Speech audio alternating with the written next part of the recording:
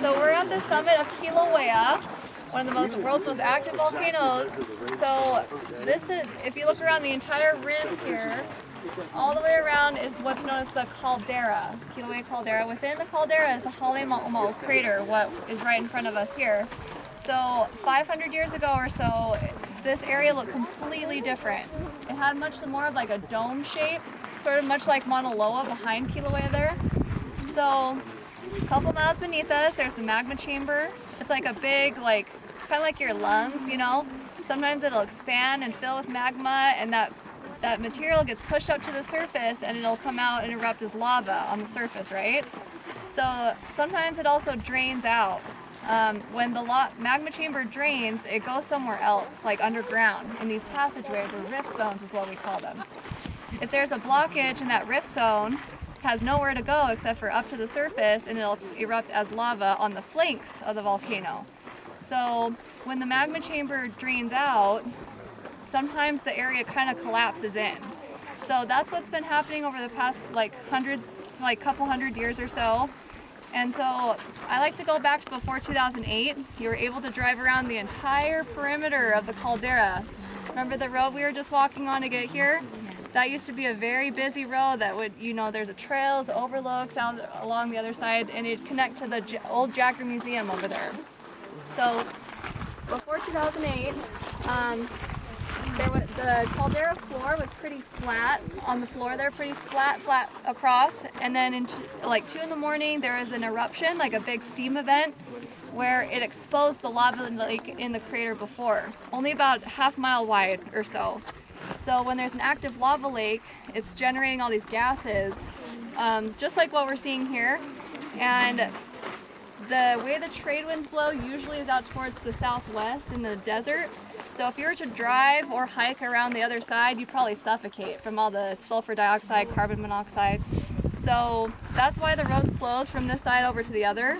It's just very dangerous out there. So over the years, 10 years, 2008 till 2018, a lot of visitors would come to that old Jagger Museum and watch the sunset, just like we are here now, and see the glow at nighttime. 10 years. We had the summit eruption. At the same time, there was another eruption on the flanks of the volcano about 12 miles away, and it was coming out as a vent known as Pu'o'o. So that vent was active from 1983 until 2018. Eventually, sometimes those flows would flow all the way down and enter into the ocean. But what happened in 2018, there was a big magnitude 7 earthquake, shook everything loose here. So that blockage in the rift zone, it's almost like someone pulled the plug of the bathtub, right?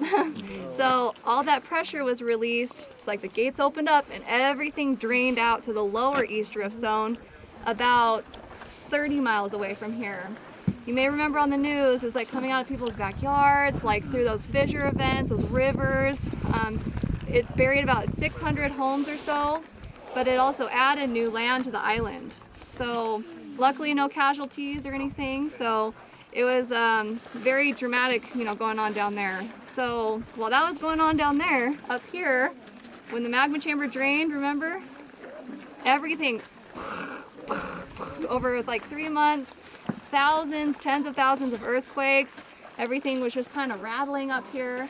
But that whole area, that floor down there, it all collapsed. That first ridge there, and then you keep going, and then it went down and down and down, just like a big, like you imagine volcanoes going like, ours here went like, so, it was a really big, we call it a hulihia, like what's once will never be the same again, It was just the biggest thing the summit's seen in 200 years. You may also wonder why that road you can't drive on anymore. If you look straight ahead of us right there, there's a big slab out there about halfway down with that double yellow line. So that's a chunk of the road that you used to drive. It all collapsed in. So this crater that was once half mile wide is now 2 miles to 3 miles wide or so.